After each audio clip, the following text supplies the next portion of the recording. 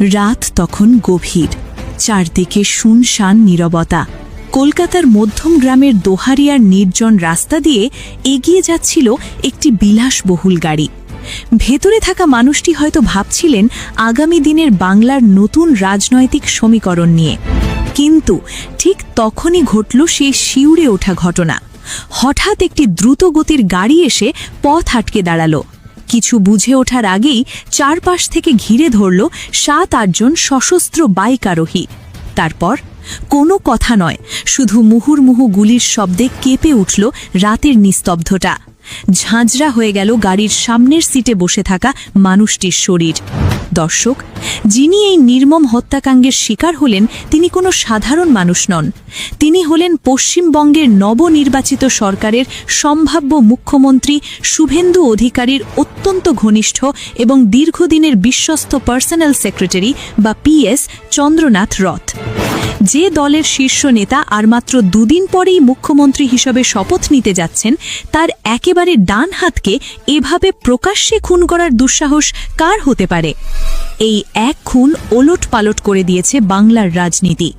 ভিডিওটি শেষ পর্যন্ত না দেখলে আপনি ভাবতেও পারবেন না যে এই ১.৫ কোটি টাকার খুনের চুক্তির পেছনে লুকিয়ে আছে কোন রাঘব বোয়ালের নাম। এই হাই প্রোফাইল হত্যাকাণ্ডের পর নড়ে চড়ে বসে প্রশাসন। ঘটনার তদন্তে নামে রাজ্য পুলিশের বিশেষ তদন্তকারী দল এবং CID. Digital footprint, CCTV footage আর কল রেকর্ড বিশ্লেষণ করে মাত্র ৪ দিনের মাথায় পুলিশ যেমন তদন্তকারীরা পৌঁছে যায় এক ভয়ঙ্কর সত্যের মুখোমুখি। হাইওয়ের ফাস্ট ট্যাগ ডেটা আর মোবাইল ট্র্যাকিংয়ের মাধ্যমে পুলিশ বিহার ও উত্তরপ্রদেশের ৩ শার্প শুটার মায়াঙ্ক মিস্ত্রি, ভিকি মৌদ্রি এবং রাজ সিংকে গ্রেফতার করে।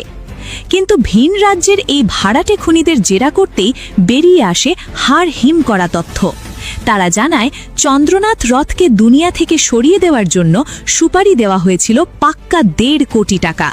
আর এই খুনের কন্ট্রাক্ট নিয়েছিলেন বিহারের জেলে বসে থাকা কুখ্যাত মাফিয়া ডন শেরু সিং। ঠিক এই জায়গাতেই জন্ম নেয় সবচেয়ে বড় প্রশ্ন। উত্তরপ্রদেশের বালিয়া বা বিহারের বক্সারের ক্রিমিনালদের সাথে কলকাতার চন্দ্রনাথ রথের কী শত্রুতা থাকতে পারে? ক্রমিক বিজ্ঞানীরা বলেন ভাড়াটে খুনিদের নিজস্ব কোনো শত্রুতা থাকে না, তারা শুধু টাকার বিনিময়ে মাস্টার মাইন্ডের নির্দেশ পালন করে। তাহলে কে এই ১.৫ কোটি টাকার যোগানদাতা? কে সেই ক্ষমতার লোভী মাস্টার মাইন্ড যিনি জেলে বসে থাকা শেরু সিংকে এই অপারেশনের নির্দেশ দিয়েছিলেন?